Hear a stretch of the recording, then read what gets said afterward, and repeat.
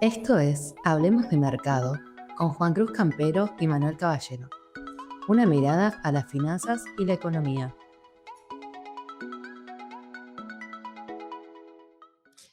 Bienvenidos a otro capítulo de Hablemos de Mercado. Hoy, como siempre, estamos acá con Juan y con Manuel.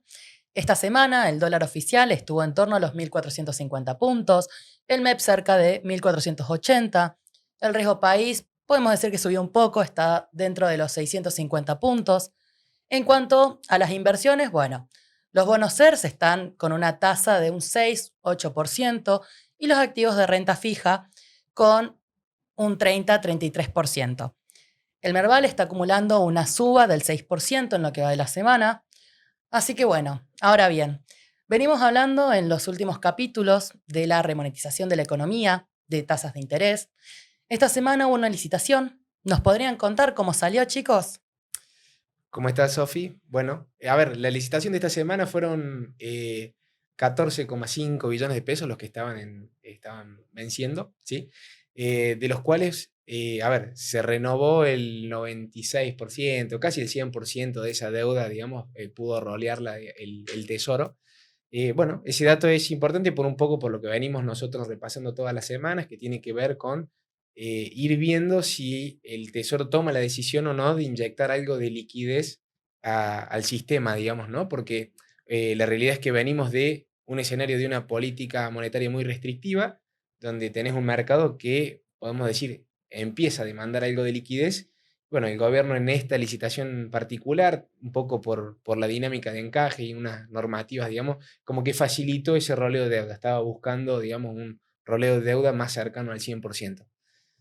A ver, ¿qué significa eso? No se inyectó liquidez a la calle, se roleó todo, se pateó. Y en términos de perfil de vencimientos, podemos decir que se habría mejorado un poquito, ¿no? Ese perfil de vencimientos. Venían preparando el terreno para eso. Flexibilizaron algo de la normativa de los bancos, ¿sí? Y por otro lado, bajaron las tasas. Entonces, eso es como que hizo que esa licitación fuera un poquito menos costosa, vamos a decir. El Sí, está bueno. gobierno está con... Perdón, te agrego unas cositas. Estuvo bueno que hubo poca demanda de dólar link, eso está bueno mencionarlo, porque nos da la pauta de que no se demandó tanto título en dólares, nos muestra que está un poquito más relajado el aspecto cambiario, y por otro lado, se dio un premio para los que entraron a la licitación, les dieron un poquito más de tasa que respecto de lo que conseguirías en el mercado secundario. Creo que está bueno porque da como un mensaje para las próximas licitaciones de, che, si me acompañas, vas a tener un poquito más de tasa de interés, Claro. tratando de mantener este incentivo a renovar casi toda la deuda para adelante. Y en línea con lo que decíamos la semana pasada, eso es importante para el gobierno porque el objetivo que tienen es remonetizar comprando dólares. O sea, inyectar liquidez comprando dólares, porque cuando compras dólares, vendes pesos, digamos. Hay alguien que recibe pesos a cambio. Se habla de que el gobierno está comprando dólares. Entonces, ¿eso es cierto? Claro, sí, algo sí. No es mucho. No es mucho, unos 220 millones de dólares Sí. más o menos durante las primeras 2 semanas, pongámosle, por parte del Tesoro. Después el Banco Central compró otro tanto, pero bueno, esto en un contexto de que entran dólares de empresas que toman deuda, y como toman deuda afuera, bueno, empresas y provincias, había misiones de provincias también, que toman deuda afuera y traen los dólares acá y los tienen que vender. Entonces ahí aprovechan esa sobreoferta, Claro. aprovechan para comprar algo más. Sí, ahí Bausili salió a aclarar, digamos, un poco de que el gobierno, en términos de prioridad, no le interesaba mucho, ¿sí? Ahondar en el tema acumulación de reservas. O sea, a ver, lo tenían en la agenda, pero no era algo de que lo iban a considerar prioritario, sino más bien un poco lo que habíamos hablado también la semana pasada. Era decir, bueno, vamos a apostar un poco más a generar una estabilidad cambiaria, un esquema de competencia de moneda, fortalecer el peso y después salir a un esquema de acumulación de reservas, pero que no va a ser por una superávit, digamos, de balanza comercial vía exportaciones, o sea, con un tipo de cambio real alto, sino que más bien van a apostar a otro escenario distinto. De todas maneras, tampoco aclararon mucho, ¿no? Simplemente yo creo que Sí. con eso están manifestando, decir, bueno, tipo de cambio real alto, por ahora no lo tenemos pensado. O sea, Claro. no es que con una devaluación vamos a salir a solucionar esto, ni tampoco... O sea, digamos que esperan que el dólar más o menos se mantenga igual, o sea, no van a por ejemplo, eliminar las bandas, que eso implicaría que el dólar suba o pueda Ujú. subir mucho más, y eso obviamente te ayudaría en ese aspecto, pero por lo que se entiende, el esquema seguiría igual, no habría grandes cambios y bueno, por ahora como que se sacrifica esa compra de reservas, ¿no? Yo creo que el gobierno, al equipo económico le encantaría poder comprar más reservas, pero bueno, estás un poco jugado por el precio. Si Sí. compras demasiado, el precio se te va al techo de la banda, ahí tenés que vender, entonces creo que en el ideal sí les gustaría comprar más, pero bueno, no queda otra que aplazarlo un poco por ahora. ¿Vos decís que el dólar tendría que mantener estable entonces? ¿Cuáles son las proyecciones en cuanto a eso? Mira, yo creo que ahí, a ver, el mensaje que manda el gobierno es muy claro, o sea, el tipo de cambio, el esquema de bandas lo quieren soportar.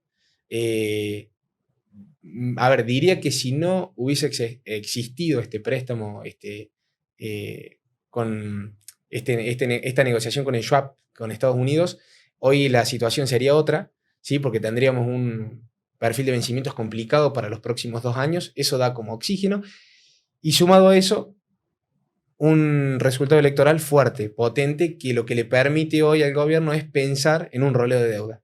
Yo creo que con ese combo de herramientas hoy podemos pensar de que el gobierno dice, bueno, che, tipo de cambio lo podemos mantener, si nos podemos dar el lujo de mantenerlo, porque tenemos un plan B para pagar esos vencimientos. Si fuera distinto el escenario, tendríamos que ver un tipo de cambio real alto, ¿sí? Que permita a la economía, digamos, salir a exportar una mayor cantidad, tener un superávit de balanza comercial importante y que con el ingreso de esos dólares acumular reservas y con esa reserva acumulada salir a pagar vencimientos. Es como que esa soga del cuello se la han sacado. Entonces hoy pueden pensar distinto, pueden pensar en decir, normalicemos todo esto, ¿sí? Vía con otro escenario, con otra economía, apostemos a la actividad económica y lo hagamos distinto, hagamos que los dólares que ingresen no sean por exportaciones, o sea, va a pasar, ¿sí?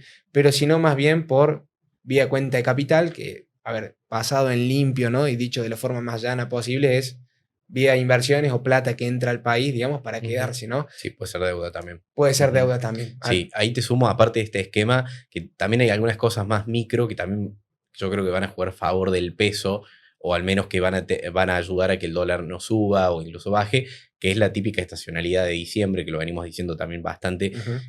Siempre en diciembre es un mes donde se demanda muchos pesos porque tenés que pagar, las empresas pagan aguinaldos, hay mucho consumo por las fiestas, Navidad y demás, hay mucho gasto, entonces en ese contexto generalmente a todos, empresas, personas, como que le quedan pocos pesos para salir a comprar dólares o eventualmente, bueno, ahorrarlos, se consume mucho. Entonces, em, eso le quita presión al dólar, posiblemente podría pasar que empresas vendan dólares que se dolarizaron capaz antes de las elecciones. Sí. Bueno, ahora esos dólares los necesitas para pagar aguinaldos, sueldos y bueno, bonos de fin de año también. Entonces haces eso, los vendes y te especificas. Entonces ahí vemos que la demanda de pesos se debería fortalecer, como de hecho viene pasando. Todavía estamos lejos de niveles normales de Ujú. monetización, pero bueno, es un camino. Entonces eso también te ayudaría a tener un dólar un poco más estable, sumado a lo que vos decís. Acá lo que te puede romper ese esquema sería la expectativa de que el gobierno salga a comprar agresivamente, porque volvemos a lo que decía recién, te subiría el dólar, ya te vas contra la banda, podemos empezar a debatir si hay que eliminar las bandas justamente porque vas a estar vendiendo. Entonces, pero todo eso lo evitas si el gobierno busca otra Sí. alternativa que no sea salir a comprar como loco, digamos, En ¿no? esa dinámica sumarte de que, para que se entienda, ¿no? O sea, a ver, si sale a comprar el gobierno es como un jugador más, es como un comprador más en este mercado, entonces, ¿qué es lo que haría? Bueno, generaría mucha demanda de dólares porque el mismo gobierno viene y te dice, che, ese dólar que tenés en la mano, dámelo, y a cambio yo te doy pesos. Entonces, bueno, te generaría obviamente una oferta, digamos, de pesos muy interesante y contra una demanda de dólares tendería a subir. Entonces, por eso es que se habla mucho de que el tipo de cambio real debería ser más elevado para hacerlo vía exportaciones. Perdón, Manu, hay muchos economistas que están hablando de esto mismo, que el tipo de cambio está atrasado. En ese sentido, ¿qué opinan? Yo creo que ahí es como que no se está tomando en precio, que lo hemos hablado nosotros en otros capítulos y lo venimos sosteniendo incluso antes de tener conocimiento del resultado electoral, que el tipo de cambio no iba a subir y de hecho lo habíamos afirmado bastante fuertemente en el capítulo.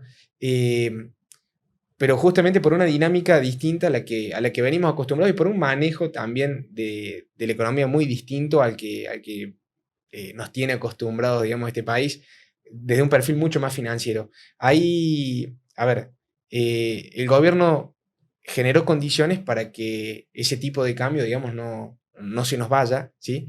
En materia preelectoral, Bausili y el equipo de Caputo salieron a aclarar de que iban a mantener ese esquema de bandas, ¿sí? Y generaron también como una caída, digamos, de la expectativa por parte del mercado. De todas maneras, a ver, el mercado apostó contra Caputo, contra Bausili en algún punto, digamos, si uno ve toda la materia de curva de futuros, pero bueno, no pasó eso, ¿sí? Entonces, es como que hoy se revierte todo y ahí también sumarte un dato a lo que vos venías hablando recién, ¿sí? Que tenía que ver con el desarme de posiciones, digamos, para cobertura cambiaria, que tiene que ver con los vencimientos de la LELINC, ¿sí? Que eran alrededor de 4.000 millones de dólares, como para que se entiendan, son instrumentos que dan cobertura contra el tipo de cambio, ¿sí?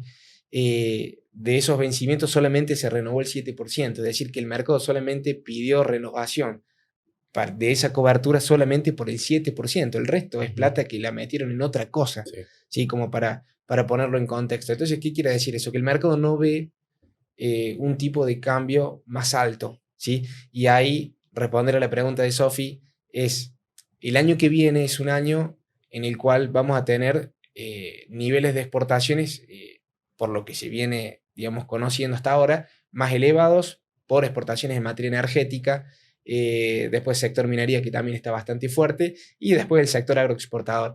Eso, cuando uno lo incorpora a precios, ¿sí?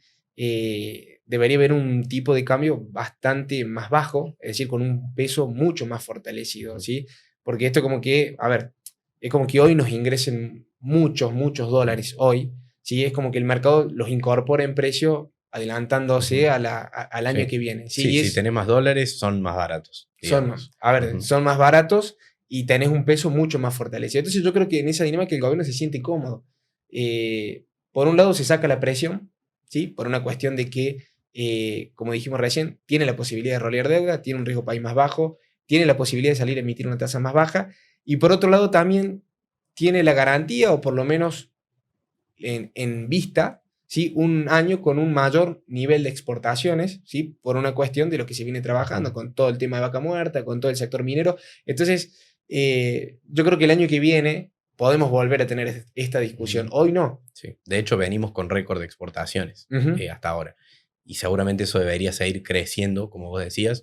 Y después también creo que respecto del atraso del dólar y eso, también hay cuestiones por ahí que ya son más técnicas, metodológicas, de que cuando vos decís, hay dos cuestiones particularmente, cuando vos decís, el dólar hace X tiempo, pongámosle, no sé, 2015, el momento que vos quieras, vos decís, bueno, el dólar era X y lo ajusto por inflación para ver cuánto debería valer hoy, lo que estás haciendo ahí es decir, che, el año que voy a tomar como base de cálculo es el correcto. Y es muy difícil, por no decir imposible, saber que estás tomando el año correcto, ¿no? Entonces, primero se suele cometer ese error y después, por otro lado, a veces está el error de los promedios históricos, de decir, che, durante los últimos 30 años el tipo de cambio real fue este. Lo ajustamos por inflación y vemos cuánto da hoy. El tema es que durante esos 30 años, por ejemplo, ¿no? Durante la ventana de tiempo que tomes, tenés situaciones de país muy distintas, porque incluso si tomas 10 años, vas a tener pandemia, vas a tener el gobierno de Alberto Fernández y el gobierno de Macri, que fueron bastante opuestos. Si tomás más, empezás a meter otros gobiernos, como por ejemplo el de Néstor Kirchner, con superávit gemelos, ni que hablar si te estirás hasta la convertibilidad. Entonces, a todo eso, además de que fueron diferentes modelos, tenés la cuestión de que, como vos decías, la estructura económica entera de Argentina está cambiando y muy probablemente cambie incluso a niveles que hoy por hoy todavía no los dimensionamos, en el sentido de que todavía podemos sumar un sector minero muy fuerte. Porque hoy nosotros tuvimos, si tomás tipo de cambio de las últimas décadas, éramos prácticamente agroexportadores, prácticamente. Ahora vamos a exportar energía también. Entonces ya no podés tomarme, para mí no es válido tomar tipo de cambio de cuando solamente tenías el agro, ahora que tenés el agro y tenés vaca muerta, que es casi igual de fuerte en términos de exportaciones, y ni qué hablar si después podemos sumar dentro de un par de años el sector minero, que sería, según se proyecta, puede sumar 20.000 millones de dólares más o menos de exportaciones, contra 30 de vaca muerta, 30 del agro. Es un poco más chico, pero sumás todo eso y tenés muchísimos dólares. Sí, Con lo cual, que ahí sí. resumiéndote la idea, digamos, por si alguien decir, bueno, lo quiere pensar y traspolar, como dijimos recién, esto es una cuestión de oferta y demanda. O sea, lo que estás diciendo vos es, le vamos a sumar un mucho mayor nivel de oferta de dólares al que no lo estábamos teniendo en cuenta en el precio del tipo de cambio. Si el tipo de cambio, Ujú. digamos, el precio que nosotros vemos, o por lo menos el que, a ver, ya sea el Blue, el MEP, o sea, uno se puede parar en la dinámica que quiera. Hoy, justamente, la virtud del gobierno este es que, vamos a decir, hay una brecha muy chiquita, está más normalizado eso. Pero no deja de ser un activo más de una economía, de un mercado financiero. Entonces, se maneja por una cuestión de oferta y demanda. Lo que estamos diciendo es que el año que viene, ¿sí? Con la dinámica que hay, va a haber un nivel de oferta de dólares mucho más elevado que el promedio histórico que nosotros veníamos manejando. Y eso hay que incorporarlo al precio del tipo de cambio. Y no es que, a ver, y lo que dice Juan es que no es válido compararlo contra la dinámica a lo mejor de un gobierno como el de Alberto Fernández o como el de Macri, que no sé, a ver, el de Macri tuvo una de las peores sequías históricas de los últimos 30 años y eso también hay que decirlo. En el caso de Néstor Kirchner tuvo la suerte de tener superávit gemelo y uno de récord histórico en el sector agroexportador. Entonces, cuando uno empieza a incorporar ese tipo de cosas dentro del análisis, también es válido pensar de que el tipo de cambio hoy está teniendo en cuenta en precio esa mayor oferta que vamos a ver recién plasmada el año que viene. Ujú, Ahora, tomando en cuenta todo esto que venimos hablando y las proyecciones del año que viene y demás, hoy en día, ¿qué hacemos con nuestras carteras? Bueno, creo que hoy por hoy, con esta proyección que estamos haciendo, que para los próximos meses el dólar debería estar relativamente tranquilo, digamos, creo que se vuelve atractiva la tasa en pesos. La realidad es que no son las tasas y no son las oportunidades que teníamos por ahí hace algunos meses. Estamos hablando de tasas en torno al 2, un poco por encima del 2% mensual, con lo cual, bueno, ya por ahí no es tan... pasa que la nominalidad, estamos acostumbrados a números más grandes, parece que fueran bajas, pero en realidad están alineadas con la inflación, con lo cual está bien. La curva SER, que te ofrece inflación más 6, 8%, también está bastante bien, con esa mirada de posicionarse en pesos, aprovechando que el dólar no debería subir demasiado, que es lo que normalmente llamamos carry trade.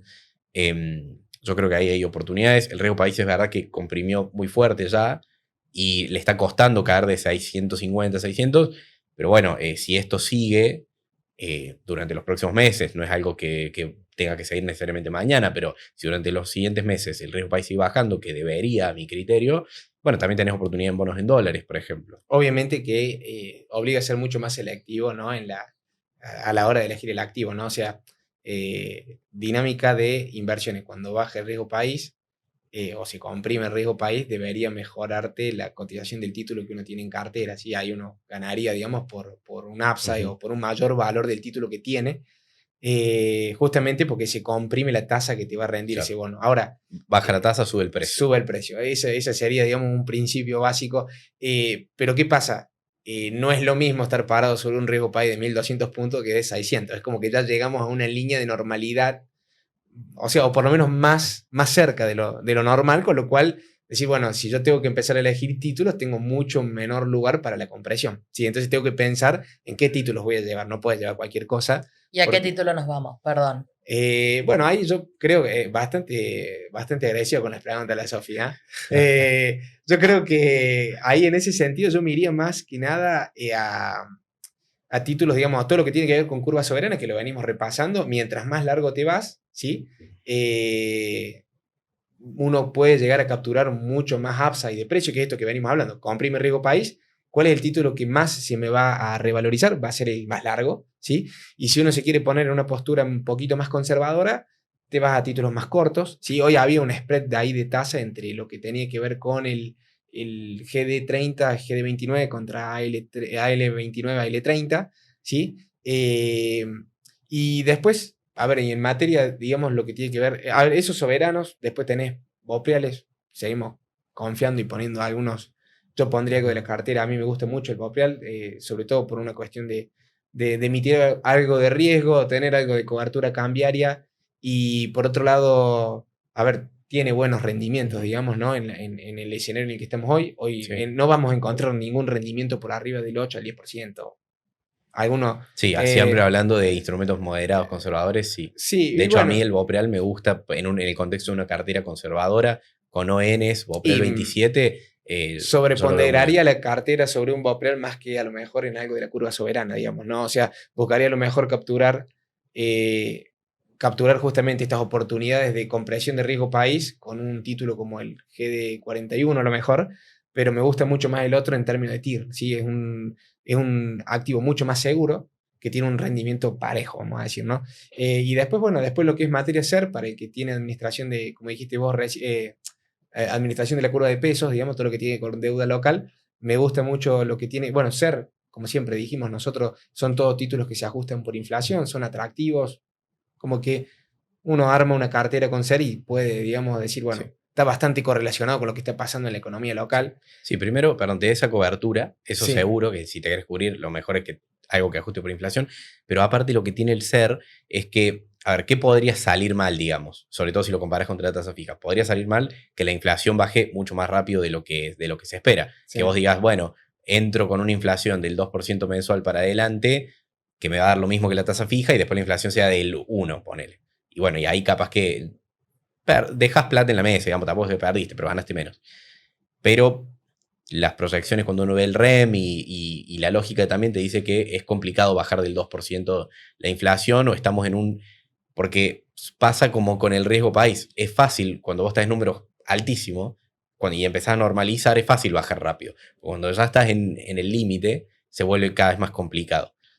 Y también estamos en un contexto donde la economía empieza como a querer crecer y por ahí eso te perjudica a la hora de querer bajar la inflación. Te lo complica un poquito. Sí. Entonces, y bueno, y después está la cuestión de que capaz que como el equipo económico dice, bueno, de última, que la inflación tarde un poquito más en bajar y la economía recupere un poco, porque bueno, obviamente al final lo que queremos es hacer crecer el país, ¿no? De todas maneras, a ver, o sea, y ahí recalcar lo que dijiste vos antes, o sea, es como que se puso más el foco hoy en lo que tiene que ver con tasa en pesos. O sea, hoy se volvió un poquito más atractivo de nuevo, ¿sí? Porque ya no se ve tanta volatilidad o tanto riesgo. Entonces tenés mucho desarme de todo lo que tiene que ver con cobertura cambiaria, o sea, todo instrumento y vamos a ver inclusive un mayor desarme de esos tipos de instrumentos e inclusive vamos a ver también el fenómeno de lo que hablamos, que también lo habíamos hablado en el escenario preelectoral, va a haber un desarme de posiciones de dólares, digamos, de atesoramiento que han tenido un montón de compañías y dólares que han quedado bajo el colchón, entonces va a haber una oferta, digamos, ¿no? O sea, que ya lo estamos viendo a eso reflejado y eso en cierta manera es como que le mantiene al gobierno esa posibilidad de mantenerse dentro de un esquema de banda y no tener que salir a justificar nada. Y después, por otro lado, esto vuelve mucho más atractivo el tema de posicionarse en pesos, ¿sí?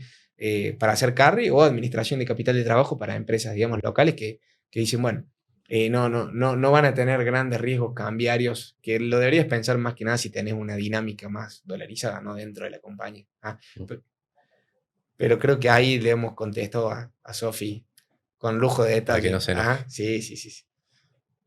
Y después, por otro lado, a ver, datos, digamos, digamos, para seguir teniendo en cuenta en términos de la semana, cuando uno piensa cómo evolucionar esto, ¿sí? Porque por ahí un poco se estuvo hablando también, nosotros lo vamos a traspolar siempre por ahí a instrumentos que se ven en el mercado, pero eso también te va dando la pauta de qué es lo que el mercado ve en materia económica, ¿no? Porque habíamos hablado nosotros del tema de que los futuros, todo lo que tenía que ver con curva de futuros, estaba dentro del esquema de bandas actual hasta el mes de julio. Bueno, eso se descalabró un poquito y ahora se fueron hasta abril. ¿Qué significa eso?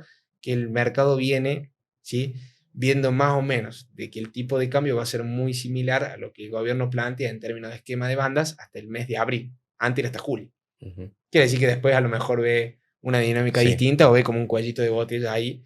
De todas maneras, para traspolarlo eso a materia preelectoral, ese esquema se rompía en octubre del 2025, o sea, se rompía los días, ¿sí? O sea, el mercado veía que ni siquiera iban a poder sostenerlo ese lunes después de las elecciones. Entonces, es como que eso cambió y eso lo que te marca es un sendero de normalización. Sí, esto está bueno mirarlo siempre porque de hecho trabajamos mucho con ver lo que está viendo el mercado, digamos. Hacemos mucho cálculo matemático, pero a veces también hay cosas que las puedes ver directamente en la pantalla, que son este tipo de cosas, porque está bueno ver lo que está pasando en el mercado, lo que ve el mercado, y después vos podés tener tu opinión propia y operar en consecuencia, ¿no? Pero es la referencia. ¿Por qué? Porque si vos, por ejemplo, compras un dólar futuro o un instrumento dólar link, que funciona un poco parecido, en realidad lo que vos estás haciendo es comprar esa expectativa que tiene el mercado. Estás como diciendo, estoy de acuerdo con vos mercado, digamos, por eso compro este precio. Y después, bueno, el mercado obviamente se equivoca como cualquiera de nosotros. De hecho, vamos viendo semana a semana cómo las diferentes variables van cambiando. Entonces, cuando uno tiene una opinión propia, bueno, vos decís, no, pero me parece a mí que va a estar más abajo y no compras, o sí. Pero lo que veis es que cuando uno compra un activo, está convalidando una idea del mercado hacia adelante y después va a tener un resultado que va a depender de si eso que vos proyectaste se da o no, ¿no? Sí. Entonces, por eso por ahí siempre hacemos hincapié en esto de qué ve el mercado, qué espera. Tiene que ver con eso, y además, bueno, es una gran forma de proyectar cosas hacia adelante, porque todos podemos decir lo que querramos, pero lo que manda es lo que hacemos con la plata. Sí. Entonces, vos me podés decir lo que vos quieras del dólar, pero si después vas y compras o vendés, realmente lo que define tu postura es eso, digamos. Bien, bueno, volviendo a la pregunta que hizo Sofía al principio del capítulo, era ¿a cuánto vemos el tipo de cambio? Digamos, el mercado lo ve similar al esquema de bandas hasta Ujú. abril, digamos, del 2026 y después ve como que ese esquema se rompe un poco, digamos. O sea, Sí. el esquema de bandas, recordemos que se actualiza un 1%, digamos, el techo para arriba Por y el mes. piso para abajo, digamos. Con lo cual, bueno, te marcaría de que nos vamos a mantener igual hasta, a ver, según lo que dice el mercado, ¿sí? Distinto a lo que dice el gobierno, ¿no? Sí, tal cual. Bueno, para mí no hay necesidad hoy de eliminar el esquema de bandas, así que adhiero a eso Sí. por ahora. Y más adelante, bueno, lamentablemente en Argentina es un día a día, pero volvemos a lo que más o menos decíamos antes. Sí, el gobierno tiene otras herramientas para solucionarlo de otra manera. Hay que ver qué habilidad tienen para usar esa herramienta y si pueden cerrarlo de esa forma. Hoy por hoy parece que ese es el camino que eligen. La semana pasada, por ahí, para no ser repetitivos, de última, escuchen ese capítulo porque hablábamos mucho de la posibilidad de acumular reservas tomando deuda, que ese parece ser el camino que hoy por hoy el gobierno prefiere. No eliminar el esquema de bandas, no un dólar más alto, sino tomar deuda y guardar esos dólares y fortalecer el Banco Central a partir de ahí.